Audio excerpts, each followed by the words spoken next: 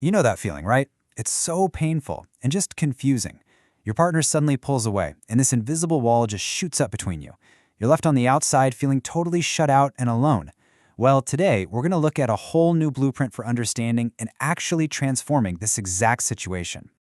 So, let's start at the beginning. Where do these cracks in the connection first start to show up? I mean, have you ever been there? 1 minute, everything seems fine. And the next, poof, the connection is gone. You're trying to reach them, but all you're getting back is this silent wall. It's got to be one of the most frustrating and deeply hurtful things to experience in a relationship. And it can look like so many things, can it? It can be that tense, quiet drive home from a party, or that feeling that they've just retreated into what the source material calls an emotional box. You know they're right there next to you physically, but emotionally, they might as well be on another planet. And of course, our brain just scrambles to find a reason why. We start telling ourselves a story, and it usually sounds something like, he's ignoring me, he doesn't care about what I'm saying, he doesn't respect me. And this interpretation, while it feels so real in the moment, is actually where the real problem starts to spiral.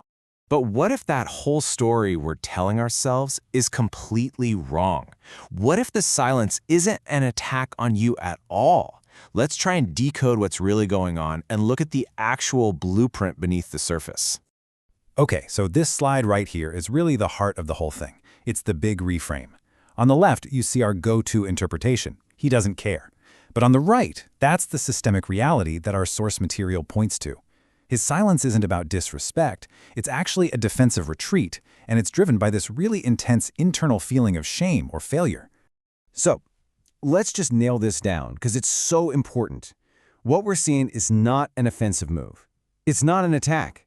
It's a self-protective one.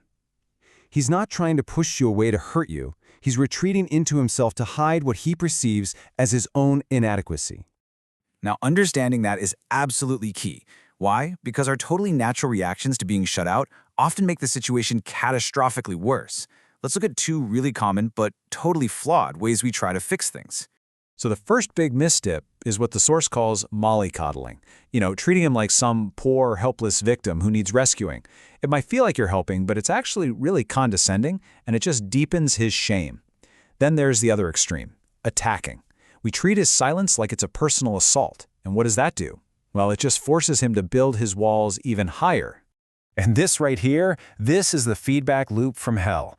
When you attack or you start making demands, why won't you just talk to me? You are, without meaning to, confirming the very belief he's wrestling with inside. See, I'm not doing this right. I am a failure. You've just validated his absolute deepest fear. Okay, so if those approaches backfire so badly, what actually works? This is where you get to shift from just reacting to intentionally building. You get to become what the source calls the architect of the safe harbor. Your new objective is actually really simple, but it's also profound. You are not there to fix him. You can't. Instead, you're there to change the environment. The real goal is to de-escalate the whole situation by creating a space that is so safe that all that pressure he's feeling just evaporates. And get this, you can do the heavy lifting before you even say a single word. First, try sitting next to him, not across from him. This non-verbally says, I'm on your team, not I'm here to confront you. Second, consciously slow your own body down. Slow your breathing, slow your movements. Our nervous systems are wired to mirror each other. Your calm is literally contagious. And third, a simple unconditional act of care, like bringing him a cup of coffee without demanding anything in return, sends a massively powerful message. I am here for you. No strings attached. All right, once you've set that nonverbal stage, here are some really powerful short scripts. This first one is what I'd call the pressure lowerer. You're acknowledging the elephant in the room, his silence, but you immediately frame it as okay. You're giving him permission to be exactly where he is. Now, this next script is the team affirmation. It directly takes on that feeling of isolation that his shame is creating. The message is just crystal clear. You are not alone in this. We are a team and we'll figure it out together. And I love this third one. It positions you as a calm anchor.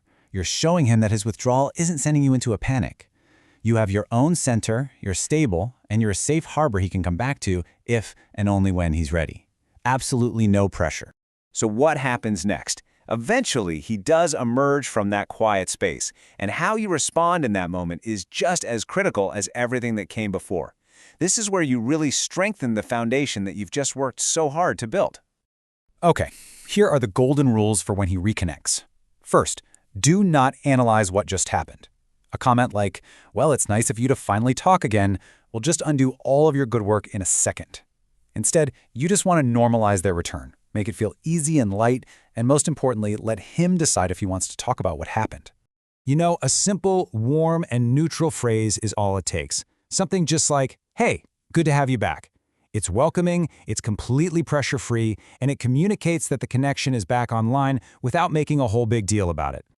And really, this brings us to the ultimate takeaway from this whole blueprint. This isn't about trying to manipulate or control your partner. It's about architecture. It's about understanding that you have the power to engineer an environment of such profound safety that all those defensive walls and masks your partner wears, they just aren't needed anymore. They can finally just fall away, all on their own.